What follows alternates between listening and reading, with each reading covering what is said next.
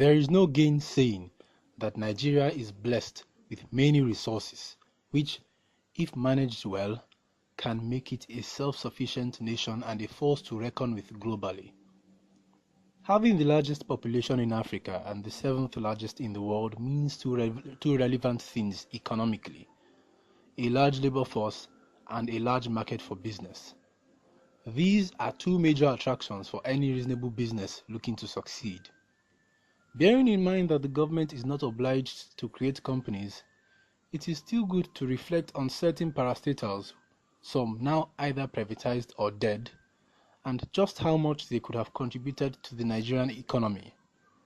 These companies stood a chance of becoming global players, or at the very least, African behemoths. The Gong presents Giants That Never Were.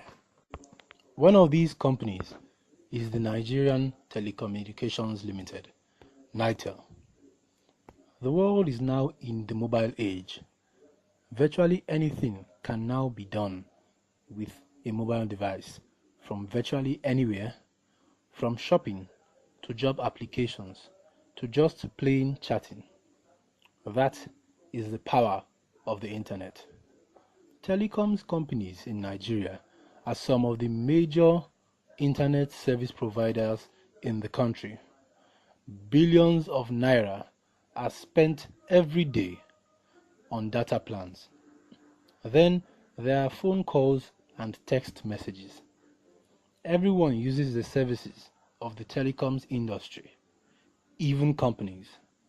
So it is safe to say that the telecoms industry can rival the oil sector if allowed to thrive. Carlos Slim was once the richest man in the world, largely because of his telecoms companies.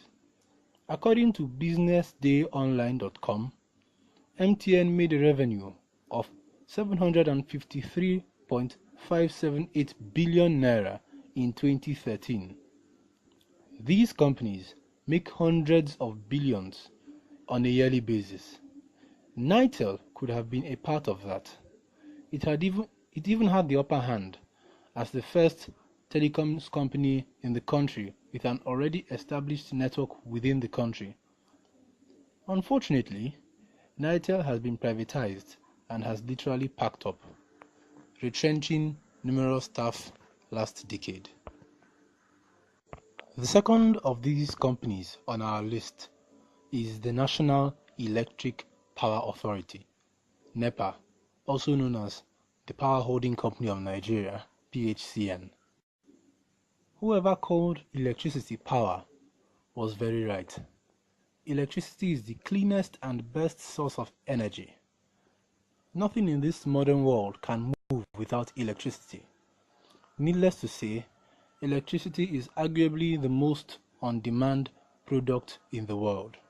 For a country with such a large population, imagine how high the demand for power is. Any firm that can efficiently provide power to the entire populace will be one of the richest and most powerful companies in the nation and possibly Africa. For some reason, NEPA could not fulfill this demand, despite the billions of dollars pumped into the industry. Unfortunately, NEPA has been privatized and sold off to several companies who are yet to justify the reason for privatization. The third on our list is the Nigerian Railway Corporation. The traffic jams in cities around the country are increasing as the years go by. The massive and still increasing population needs an alternative to road transport. That is where trains come in. Cornelius Vanderbilt, the man who built the Grand Central Rail Station in New York, became the richest man in America because of railways, though there were no cars or planes at that time. Trains are the cheapest form of land transport, and they can carry more goods and passengers than even planes. They can go from city to city, state to state, and even country to country. Today, trains move at sonic speed. Companies like Russian Railways earn billions yearly. The next on our list is a waste management company. Waste is big business. It is a gold mine that the country is yet to tap into. Waste can be recycled into various things, from chemicals to glass to plastics, which reduce the demand on the environment and clean up the environment as a bonus. Companies like Waste Management Incorporation, Recology Incorporated, Waste Connections Incorporated, and so on are all raking massive dollars from this lucrative venture. The next company on our list is the Nigerian Postal Service, NIPOST.